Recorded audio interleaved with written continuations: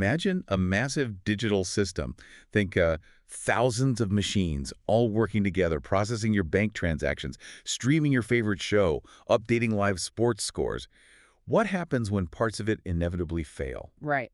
A network cable gets cut, a server crashes, maybe clocks just drift out of sync. How does the entire system keep chugging along seamlessly, agreeing on what's true, even when it feels like everything is, well, falling apart? Yeah, it's like trying to get an entire stadium full of fans to agree on the final score of a game when, half of them are watching on a TV with a 5-second delay and the other half are listening to a crackly radio. And then suddenly the main scoreboard goes dark. Chaos. I love that analogy. So it's not just about getting everyone in the same room. Yeah. It's about getting them to agree on one single truth in this kind of chaotic, unpredictable environment. That sounds like a very tricky problem. It really is. Today, we're plunging into the profound and surprisingly tricky world of consistency and consensus in distributed systems. Our mission, to extract the most important insights from decades of research, revealing the core trade-offs and, frankly, the brilliant solutions that make our digital world function, even when it's sort of falling apart. Right. You'll leave this deep dive with, hopefully, a shortcut to understanding these invisible agreements that underpin everything from your bank balance to seeing the latest sports score. So let's maybe unpack the reality of these systems first. The unruly truth of distributed computing is that things will go wrong. That's the starting point. Have to assume failure. You absolutely have to assume failure. Network packets will get lost, reordered, duplicated, maybe arbitrarily delayed. Clocks, they're only approximate, best case. And individual nodes, well, they can pause, say, for garbage collection or just crash entirely at any moment. The default state is essentially one of partial failure. And if you've ever had a website just hang or an app crash when it shouldn't, you know that's not a great user experience. So systems don't just throw errors all the time. No, exactly. Instead of constantly showing you an error message every time some internal component hiccups, these systems use clever abstractions to, hide these problems. They create an illusion of order and reliability. Like transactions in databases. Yeah. Making it seem like nothing crashes or interferes. Precisely. Think back to our deep dive on database transactions. Those make it seem like there are no crashes or concurrent accesses, even though those things are absolutely happening behind the scenes. We need similar magic for distributed systems at large, especially when it comes to agreeing on the state of things. And that magic brings us to consensus. Yes. At its heart, it's about getting all the nodes in a system to agree on a single outcome, despite all that inherent unreliability we just talked about. A perfect example is leader election in single leader replication. You need one leader. Right. But without agreement on who that single leader truly is, you run into what's called split brain. And split brain sounds bad. Oh, it's bad news for your data. It means two different nodes both believe they are the leader, both accepting rights independently, which quickly leads to diverging data and often, irreparable data loss and just chaos. So reliably achieving this agreement, despite all the faults we mentioned, is indeed a surprisingly tricky problem. Okay, so we know things go wrong and we need agreement. But what about the data itself? If you've got replicated databases, copies everywhere, if you look at two different nodes at the exact same moment, are they likely to show the same thing? Highly unlikely, actually. They'll almost certainly show different data at any given instant. And why is that? It's due to what's known as replication lag. Right requests just arrive at different nodes at different times, maybe take different paths, get processed slightly differently. And these inconsistencies happen regardless of the replication method, single leader, multi-leader, leaderless. It's just the nature of information propagating across a network. So, okay, if lag is inevitable, what's the sort of baseline promise you can make about replicated data, the weakest guarantee? That would be eventual consistency. Basically, it means if you stop writing to the database and then wait for some unspecified length of time, eventually all read requests will return the same value. Essentially. Eventually. It's also sometimes called convergence, the idea that all replicas are expected to converge to the same value over time. But that sounds, weak, like you said. It doesn't tell you when convergence will happen. Exactly. That's the weakness. Until that unspecified time, reads could return anything or nothing. The classic example is you write a value and then immediately try to read it back. There's no guarantee you'll see the value you just wrote. Why not? Because your read might be routed to a different replica, one that hasn't seen the write yet. It's lagging. Wow. That sounds incredibly hard for application developers to work with. I mean, in a simple program, if I set a variable x 1, I expect X to be 1 right away. Yeah. This eventually thing must be a real mental hurdle. It absolutely is. It's so unlike how we think about variables locally. This is why stronger consistency models are so appealing. They are much easier to reason about and use correctly. But there's always a catch. Right. There's always a catch. The crucial trade-off is they often come with worse performance or they might be less fault tolerant. Something has to give. Okay. And it's also important, just quickly, to distinguish this from transaction isolation. That's about race conditions between concurrent transactions. Distributed consistency is about coordinating replicated state despite network delays and faults. Different problems, though sometimes related. Got it. So if eventual consistency feels so hard to work with, what's the holy grail then? The one that makes life easiest for developers, even if it's tricky to achieve. Yeah. I've heard the term linearizability thrown around a lot. Linearizability, yes. Also known sometimes as atomic consistency, strong consistency, or immediate consistency. Lots of names. Okay. Its goal is essentially to create the illusion that there is only one single copy of the data, even if it's replicated across many machines. The illusion of one. Exactly. All operations on it appear to happen atomically, one after another, globally. And this gives you a powerful recency guarantee. The moment one client successfully completes a write, all other clients reading from the database must immediately be able to see that value just written. No lag is visible to the outside world. Okay, that sounds much more intuitive. Our source material has this famous FIFA World Cup example to illustrate this. Can you walk us through that? Yeah, it's a great one. Imagine Alice and Bob are sitting in the same room, both checking their phones for the 2014 World Cup final score. The final whistle blows. Alice refreshes her phone, sees the winner, and excitedly shouts it out to Bob. Germany won? Right. Bob, maybe a bit skeptical, hits reload on his own phone, but his request happens to go to a database replica that's lagging behind. His phone still shows the game is ongoing. Ah. So even though he refreshed after hearing Alice say the final score, he got older information. Precisely. That's a perfect illustration of a linearizability violation. Bob knows, because of Alice's shout, an external communication channel, that the game ended. He expects his query, made after that point, to be at least as recent as hers. The fact that he got a stale result breaks that illusion of a single up-to-date copy. It's like the system lied to him about the true state of the world. Okay, that makes it really clear. How does this work more formally, like with reads and writes on a single piece of data? Right. Well, I think about a simple register, like a single key value store. Say it currently holds the value 0. Client C writes 1 to it. At the same time, clients A and B are reading the value. Now, reads that happen concurrently with the write, meaning their time intervals overlap, can return either the old value 0 or the new value 1. That's okay. That ambiguity is allowed. Okay. But here's the crucial part for linearizability. If any client, let's say client A, reads the new value 1, then all subsequent reads by any client, including client B, must also return the new value 1. Even if the write operation itself hasn't fully completed on the server side yet? Exactly. Even if the write is still technically in progress. Once the new value is visible to anyone, it must be visible to everyone from that point forward. It's like the value atomically flips at a single instantaneous point in time across the entire system. So figure 9 to 4 in our sources shows this really well. You see these operations, reads, writes, maybe compare and set, and they all appear to take effect at one specific point on this imaginary global timeline. Yeah. And if that timeline ever seems to go backward for anyone like Bob, seeing the game as ongoing after Alice saw the final score, then it's not linearizable. The figure shows a final read by client B getting the old value even though client A had already seen the new one. That's just Alice and Bob again, really. That's exactly right. It truly is about making the system feel like a single-threaded program executing operations one after another, with everyone seeing the same up-to-date state. Now, a really common point of confusion is linearizability versus serializability. They sound similar. They do sound very similar. Can you break down the key difference? Maybe give us a simple way to keep them straight. Absolutely. Think of it this way. Serializability is an isolation property of transactions. It deals with multiple operations, potentially across multiple different objects, all bundled within a single transaction. It ensures that concurrent transactions appear to execute in some serial order, one after another, avoiding interference. Okay, so transactions, multiple objects, some serial order. Right. Linearizability, on the other hand, is a recency guarantee on reads and writes of a single individual object, or register. It's about how up-to-date that single piece of data appears to be, making sure it reflects the absolute latest completed write. So single object, recency looks like only one copy. You got it. Now, you can have systems that provide both, often called strict serializability.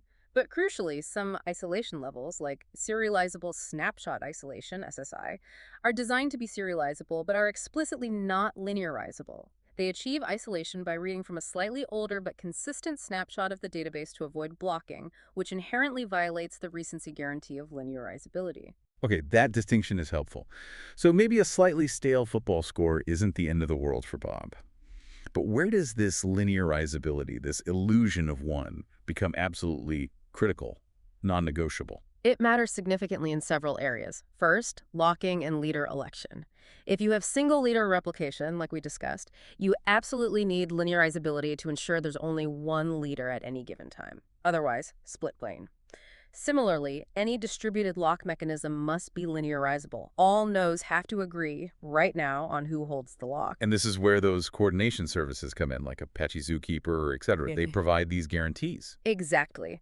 They are purpose-built systems that use underlying consensus algorithms specifically to offer fault-tolerant linearizable operations like compare and set, which is perfect for implementing locks or leader election. Okay, what else needs it? Another critical use case is uniqueness constraints. Think about ensuring usernames are unique on a website, or preventing overbooking seats on a flight, or making sure a bank balance check and debit operation doesn't allow the balance to go negative if multiple withdrawals happen concurrently. If two people try to grab the same username at the exact same time, only one should succeed. This fundamentally requires linearizability because it's like they're both trying to acquire a lock on that specific username. And you mentioned that Alice and Bob example highlighted an additional communication channel, Alice shouting the score. How does that translate to computer systems? Yeah, that's a really important point. Think about this. A web server uploads a new profile picture for a user to some kind of file storage service. Then, immediately after, it sends a message via a message queue telling a background worker to resize that new image. Okay, standard process. But what if the file storage service isn't linearizable? The message queue is usually super fast. It could deliver the resize this image message before the file storage service has actually finished replicating the new image file across its internal nodes. So the resizer gets the message, goes to fetch the image. And it might see the old profile picture or maybe even get a file not found error if the replication is particularly slow. This leads to really subtle, hard-to-debug inconsistencies. Linearizability prevents this by ensuring the right to the file storage is globally visible before the message can be sent and acted upon. It simplifies avoiding these tricky cross-system race conditions. That makes so much sense. It feels like linearizability just... Well, it makes life easier for developers trying to avoid these subtle bugs. Right. But okay, how do you actually implement a linearizable system? It sounds hard if you need multiple copies for fault tolerance. It is definitely not trivial. The simplest theoretical way is just have a single copy of the data, but like you said, that's not fault tolerant. If that one node fails, everything stops. So you need replication. You need replication, but not all replication methods can easily provide linearizability. Okay, so what about single leader replication? Can that be linearizable? Potentially, yes. If you configure it so that all reads also go to the leader, or perhaps to followers that are updated synchronously with the leader before the write is acknowledged. But that sounds like it might create a bottleneck at the leader. It can, yes. And it's not always guaranteed. Many single-leader databases aren't strictly linearizable by default, either by design choices favoring performance availability or sometimes just due to bugs in handling leader failover. Plus, you need to be absolutely certain who the true leader is at any given moment, which, as we know, requires consensus itself. Okay. What about multi-leader or leaderless systems, like Dynamo-style databases? Those are generally not linearizable, almost by definition. Their strength lies in accepting writes concurrently on multiple nodes and using asynchronous replication. This design inherently leads to situations where different clients can observe different states at the same time, violating recency. Even if you use strict quorums, requiring reads and writes to overlap on a majority of nodes, you can still construct scenarios with non-linearizable behavior. Figure 9-6 in the material shows a clever example of this, another variation on the Alice and Bob theme. So it sounds like achieving linearizability comes with some serious strings attached. What's the fundamental cost? Why don't all systems just use it if it makes reasoning easier? The main costs are performance and availability. Let's take availability first. Imagine you have two data centers connected by a network link. Okay. If you're using a multi-leader database setup and that network link between the data centers goes down, each data center can continue operating normally for clients within it. They just queue up the writes to be synced with the other data center later when the link comes back up. Availability remains high. Makes sense. But now imagine you have a linearizable single leader system. The leader has to be in one specific data center, right? Right. If that network link breaks, clients in the other data center, the one without the leader, simply cannot reach the leader. They become unavailable for any writes and also for any reads that require linearizability, i.e. guaranteed up-to-date information. They might still be able to read potentially stale data from local replicas, but any operation requiring that strong recency guarantee is blocked until the partition heals. Ah, okay. This immediately makes me think of that famous, or maybe infamous, KP theorem. Consistency, availability, partition tolerance. Pick two. Is that still the right lens to view this trade-off? The CAP theorem. It's probably one of the most widely cited but also most misunderstood concepts in this space. How so? Well, it was originally formulated as a conjecture, more of a rule of thumb to encourage exploring database designs beyond traditional ACID guarantees, but it's often presented misleadingly as this rigid pick 2 out of 3 choice. The reality is network partitions will happen. They aren't an optional feature you can choose to forego. So you can't really choose not to have P. Exactly. Partitions are a fact of life in distributed systems. The real choice the theorem forces upon you is, when a partition does occur, do you choose consistency, linearizability usually, or availability? You must sacrifice one during a partition. Okay, so it's really C or A when P happens. Precisely. And honestly, for designing practical systems today, CAP has relatively little value. It's too simplistic and has largely been superseded by more nuanced models and a deeper understanding of the consistency spectrum and the specific trade-offs involved. It causes more confusion than clarity these days, so it's often best avoided. Good to know. So availability is one cost during partitions. What about performance? Right. Linearizability isn't just potentially unavailable during partitions, it's also inherently slow, and this is true all the time, not only during a network fault. Why is that? Because to provide that guarantee of immediate visibility, operations often need to involve communication, potentially synchronous communication across nodes, maybe even across data centers. Think about it. Even the RAM on a modern multi-core CPU isn't linearizable. Really? Within one machine? Yeah, because of CPU caches. Each core has its own cache, which introduces slight delays and inconsistencies in when one core sees the writes made by another. We sacrifice perfect linearizability even within a single computer for the sake of performance. In a distributed system spread across a network, the delays are orders of magnitude larger. The response time of linearizable reads and writes is inevitably going to be high, at least proportional to the uncertainty of delays in the network. You simply cannot make linearizability faster than network latency. Okay, so linearizability gives strong guarantees, but is costly in terms of performance and availability. Eventual consistency is cheap, but hard to program against. Is there anything in between? What about just ensuring things happen in a logical order? We keep seeing ordering pop up replication logs, transactions, timestamps. That's a great question. And yes, ordering is absolutely fundamental. It brings us to the concept of causality. Causality, like cause and effect. Exactly that. In any system, some operations clearly happen because of others. A question is asked before its answer is given.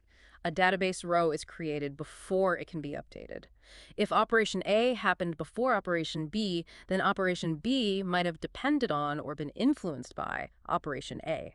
This inherent happen-before relationship defines the causal order of events. And if a system respects this order? If a system reliably preserves this natural ordering imposed by cause and effect, we say that it is causally consistent. Okay, so how does this compare to linearizability? Linearizability puts everything on one single timeline, right? The total order? Correct. Linearizability imposes a total order on all operations. Causality, however, only defines a partial order. Some operations are clearly ordered causally, A happened before B, but others might be concurrent, meaning they happen independently without knowledge of each other. Think of it like branches in a Git version history. Events on one branch happen before later events on the same branch, but events on two different branches might be concurrent until they are merged. I see. So does linearizability imply causality? Yes, it does. Any linearizable system is automatically causally consistent because the total order it imposes respects the underlying causal dependencies. But the reverse isn't true. Exactly, and that's the exciting part. A system can be causally consistent without being linearizable, and therefore without incurring the severe performance and availability penalties of linearizability. So it's a potentially stronger guarantee than eventual consistency, but cheaper than linearizability. Precisely.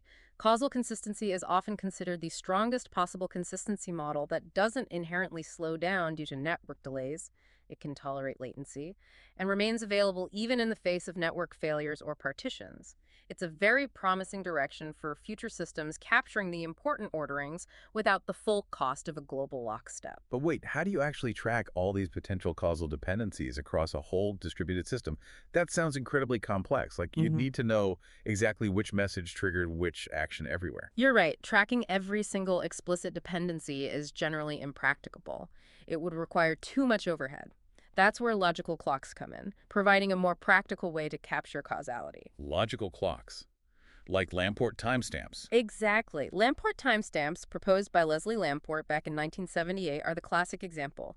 It's a brilliantly simple method to generate sequence numbers or timestamps that are consistent with causality. It's not about tracking real physical time, but about ensuring that if event A could have caused event B, then B's timestamp will be greater than A's. Okay, refresh my memory. How do they work again? Isn't it a pair of values like counter node ID? Yes, exactly. Each node has a counter. The timestamp is a pair, counter node A. The node ID is just there to break ties if two nodes happen to have the same counter value. And the key rule. The crucial rule is this.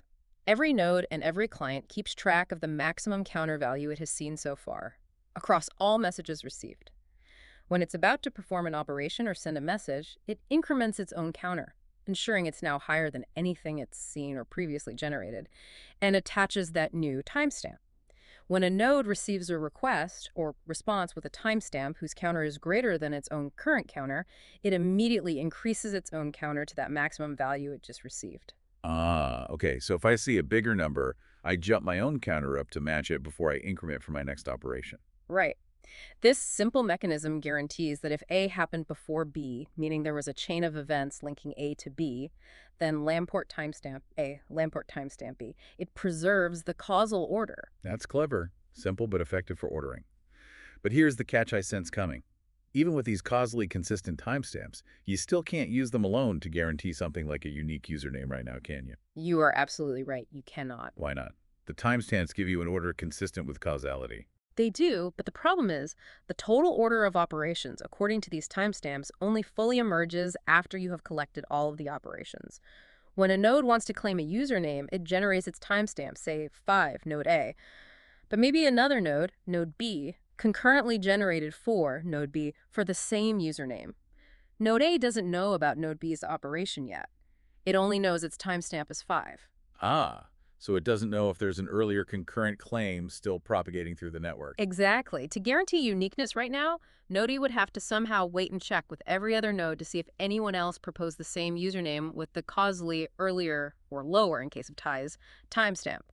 If even one node is unreachable, the system has to wait, potentially forever. That breaks fault tolerance. Okay, so we need more than just causally ordered timestamps. We need all nodes to agree on the final definitive order of operations. That sounds like it leads us to total order broadcast. Correct. Total order broadcast, sometimes called atomic broadcast, is precisely about getting all nodes to agree on delivering the same set of messages in the exact same sequence. And it has guarantees. Yes, strong ones. It guarantees reliable delivery, messages aren't lost if the sender doesn't crash, and, crucially, totally ordered delivery. This means if node A delivers message M1, then message M2, every other node must also deliver M1 before M2. No node sees them in a different order, even if they were sent concurrently. And this holds even if nodes crash or networks are faulty. Okay, and where is this powerful primitive used? It's exactly what you need for database replication, specifically state machine replication. If every replica processes the same sequence of writes delivered via total order broadcast in the same order, they will remain consistent. It's also a way to implement serializable transactions across partitions. And it's essential for implementing things like fencing tokens for distributed locks. Fencing tokens. Yeah, imagine getting a lock and getting back a sequence number from the total order broadcast log. When you perform an operation using that lock, you include the token. The service checks if the token is still the latest one issued for that lock. If not, it rejects the operation, preventing a previous lock holder whose request was delayed from causing havoc. Zookeeper's Zixid works like this. Interesting. What's fascinating here, as the material points out, is the connection back to linearizability. you can apparently build linearizable storage on top of total order broadcast. Yes. Think about that unique username problem again. You use total order broadcast to send a message proposing your username claim. Then you wait for that message to be delivered back to you through the totally ordered log. You look at the sequence of delivered messages. If your message is the first one in that agreed upon order claiming that specific username, you've got it. Everyone else will see the same order and agree. So you use the agreed order to make the decision. Right. And conversely, you can also build total order broadcasts from linearizable storage. For instance, you could use a linearizable compare and set register to reliably assign unique increasing sequence numbers to messages, and then use those sequence numbers to order message delivery. Wow. So this leads to a really profound insight, doesn't it? It seems like a whole range of these fundamental distributed systems problems. Yeah. Linearizable compare and set, atomic transaction commit, total order broadcast, distributed locks, even figuring out group membership. Yeah.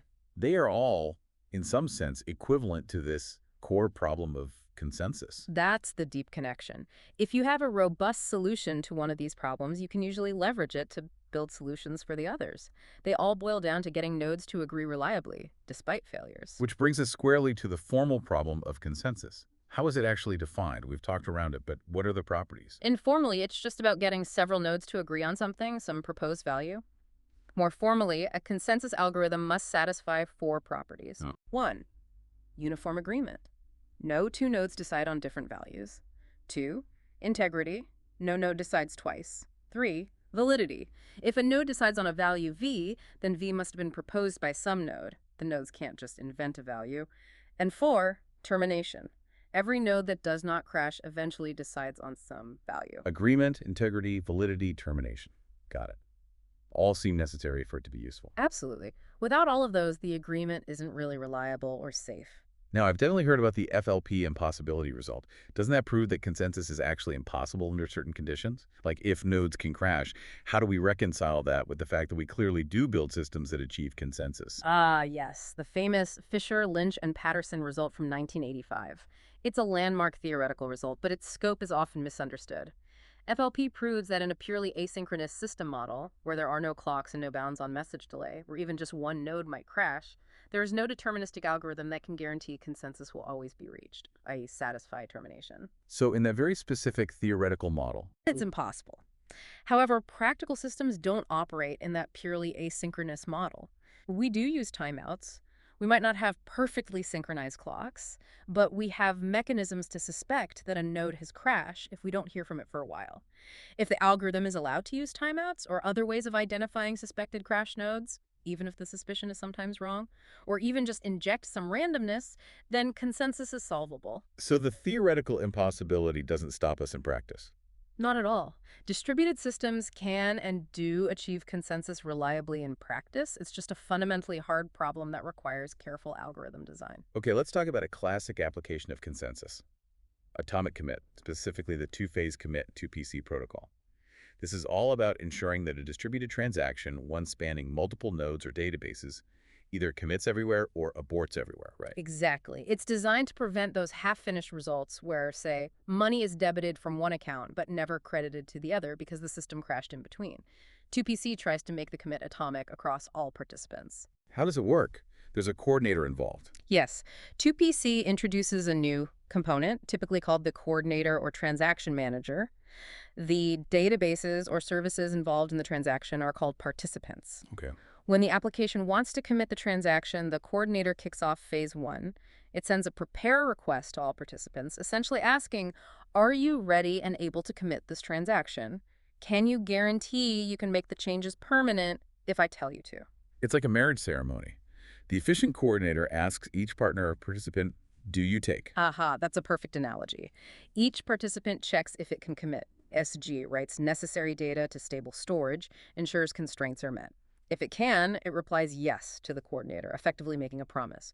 Crucially, once a participant votes yes, it gives up its right to abort unilaterally. It must be prepared to commit if the coordinator says so. Okay, so everyone votes yes or no. Then what? Then comes phase 2. If all participants replied yes, the coordinator makes the final decision. Commit. It writes this decision to its own durable log. This is the commit point. and then sends a commit command to all participants. They then make the changes permanent. And if even one participant voted no in phase 1? Or if any timed out without responding, then the coordinator decides to abort. It writes abort to its log and sends an abort command to all participants. They then roll back any changes made during the transaction. Seems logical, but you mentioned earlier it has a fatal flaw. What happens if the coordinator crashes? Ah, yes. That's the Achilles heel of 2PC. Specifically, what happens if the coordinator crashes after it has received yes votes from all participants in phase 1, but before it managed to send out the final commit or abort command in phase 2. The participants are waiting. Yeah. They promised they could commit, but they don't know the final decision. Exactly. Those participants are stuck in limbo. They are in doubt or uncertain. They cannot unilaterally decide to commit because maybe the coordinator decided to abort, perhaps due to another participant voting no just before the crash. They also cannot unilaterally decide to abort because maybe the coordinator did decide to commit and told other participants before crashing. So they're blocked. They are completely blocked. They have to hold on to any database locks they acquired during the transaction, potentially blocking other operations, and just wait. They can do nothing but wait for the coordinator to recover, read its decision log, and eventually tell them the final outcome. This is why 2PC is fundamentally a blocking atomic commit protocol. So this in-doubt state, that sounds like distributed purgatory for a transaction. It's just stuck, holding everything up. I can imagine the operational nightmares that could cause if the coordinator takes a long time to recover, or worse. You absolutely got it. It's a major operational headache. In-doubt transactions can hold critical locks for minutes, hours, or even potentially forever if the coordinator's log is lost or corrupted during recovery. This can block large parts of your application, grinding things to a halt. What do you do then if the coordinator log is gone? Well, you often need manual intervention by a system administrator. They have to look at the state of the participants and make a heuristic decision about whether to force commit or force abort the transaction on the stuck participants. But these decisions are just educated guesses and probably break the atomicity guarantee you were trying to achieve in the first place. It's a messy, risky cleanup process. Yikes. Definitely not ideal. No. And beyond the blocking issue, 2PC also has a reputation for being slow. One study mentioned in the material found distributed transactions in MySQL using 2PC were over 10 times slower than single-node transactions. That's due to the exerted disk forcing, participants have to write their yes vote durably, and the multiple network round trips involved. Is it used much in practice then, given these downsides? It still is, especially for database internal distributed transactions where the coordinator and participants are all part of the same database system, which can optimize things. But heterogeneous atomic commit, using standards like XA to coordinate transactions across different technologies, like a database and a message queue, is notoriously difficult to manage reliably because of these issues. Though XA does enable things like exactly once message processing, right? By atomically committing the message acknowledgement and the database, right? Yes, that's a key use case where the benefits sometimes outweigh the operational pain. But the fundamental limitation of 2PC remains. If any single part of the system involved in the transaction, coordinator, or any participant is broken or unavailable, the entire transaction fails or blocks. It tends to amplify failures rather than contain them. Okay, so 2PC is blocking and fragile. What are the good consensus algorithms then? The ones that do work reliably and are fault-tolerant? You mentioned some names earlier. Right. The workhorses of modern distributed systems are algorithms like view-stamped replication, VSR, Paxos, Raft, and ZAB, which Zookeeper uses. These generally implement total order broadcast under the hood, which, as we saw, is equivalent to consensus. They are designed to be non-blocking and handle node failures gracefully. And how do they solve that tricky leader problem? If 2PC gets stuck when the coordinator fails, how do these algorithms handle leader failure? You mentioned needing a leader for total order broadcast, but if the leader fails? Great question. They solve the who is the leader problem using epoch numbering. These might be called ballot numbers in Paxos, U numbers in VSR, or terms in Raft, but the concept is the same. Okay, epochs or terms. Each attempt to elect a leader starts a new epoch, identified by a number higher than any previous epoch. A node can only become leader if it gets votes from a quorum, usually a majority of nodes for that specific epoch. Crucially, before a leader can propose any operation, like the next message in the total order broadcast, it must confirm with a quorum that it is still the leader for that epoch. If it learns about a higher epoch number, it knows it's been deposed and steps down. So the epoch number acts like a fence. ensuring only one leader is active per epoch. Exactly. And because decisions require a majority vote, the system can tolerate failures of a minority of nodes. For example, one failure in a 3-node cluster, 2 failures in a 5-node cluster, and still make progress. This is fundamentally different from 2PC, where any participant failure can block the whole thing. These algorithms use elected leaders and majority rule to achieve fault tolerance. That makes sense. But these algorithms aren't a silver bullet either, right? What are the limitations? They're complex, for one. They are definitely complex to implement correctly. Other limitations include they generally rely on synchronous replication for their guarantees, which still incurs some performance overhead. They require that strict majority of nodes to be alive and communicating to make progress. If you have a 5-node cluster and 3 nodes fail or get partitioned away, the remaining 2 nodes cannot achieve consensus. The system loses availability for rights. Okay, needs a majority. Most implementations also assume a relatively fixed set of nodes participating in the consensus group. Changing the membership dynamically adds another layer of complexity. And finally, they can be quite sensitive to network delays and instability. If messages get delayed, nodes might wrongly suspect the leader has failed and trigger unnecessary disruptive leader elections. Raft, for instance, has known edge cases where unstable networks can lead to performance degradation due to frequent leadership changes. Right. So given this complexity and the potential issues, it makes sense that many applications don't want to implement Paxos or Raft themselves. Instead, they outsource consensus, right, to specialized services like Apache Zookeeper, etc., or Consul. Exactly. That's the primary role of these systems. It's crucial to understand they are not general-purpose databases. You don't store your main application data there. What are they for, then?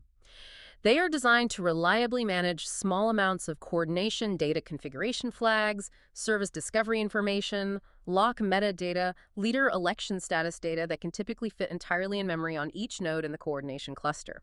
They replicate this data using one of those fault-tolerant consensus algorithms, like ZAB for Zookeeper, Raft for etc., and Consul, running on a small, dedicated cluster, usually 3 or 5 nodes. And what key capabilities do they provide to applications that use them? They offer several invaluable primitives built on top of consensus. 1. Linearizable atomic operations, especially compare and set or equivalent, perfect for reliably implementing distributed locks or ensuring atomic reads writes of critical configuration. 2. Total ordering of operations. The underlying consensus log provides a strict ordering, like Zookeeper's Zixid, which is essential for implementing things like fencing tokens. 3. Failure detection. Clients maintain sessions with the service. If a client crashes or becomes disconnected, its session times out, and ephemeral nodes it created can be automatically deleted, signaling failure to others. 4. Change notifications. Clients can set watches on data items and get notified almost instantly if that data changes, allowing them to react dynamically. So applications can use these features to handle tricky distributed coordination tasks reliably. Precisely. Things like automatically recovering from component failures by watching for changes, robustly managing leader election among application instances, coordinating task allocation, like rebalancing partitions in Kafka, which uses Zookeeper heavily, and enabling service discovery, finding the current network address of a service. It allows application developers to effectively outsource the really hard parts of distributed coordination to a system designed explicitly for it. But there's a trade-off, as always. You mentioned small amounts of data, small cluster. Yes, they run on a small, fixed cluster, 3 or 5 nodes typically, and are optimized for consistency and reliability over raw throughput. You wouldn't use Zookeeper to store high-volume application state. You'd use a regular database for that. But for the critical coordination pieces, they are incredibly powerful tools. Okay, fantastic. So let's try to wrap this up. Today, we took a really deep dive into these intertwined concepts of consistency and consensus. And hopefully, you now have a much clearer understanding of the nuances, the difference between that simple but ultimately weak promise of eventual consistency. Right, that it'll sort itself out eventually, model. And the much stronger but also more costly and complex guarantees of linearizability, that illusion of a single instantaneous copy. And we saw how causality offers this really interesting middle ground, capturing the essential happen before ordering without the full performance hit of linearizability. And how achieving true agreement in a distributed system, this thing called consensus, is just a fundamental and, frankly, surprisingly hard problem. Yeah, it underlies so many challenges, from making sure only one person gets a specific username to ensuring distributed database transactions are reliable. And remember that key insight. A whole range of these critical distributed system problems, linearizable operations like compare and set, atomic transaction commit, like 2PC tries, and consensus algorithms achieve, total order broadcast, managing distributed locks reliably, even figuring out which nodes are truly alive in a cluster, they all essentially boil down to variations of the same core consensus problem. Solve consensus and you can solve the others. It really is the heart of distributed reliability. It is.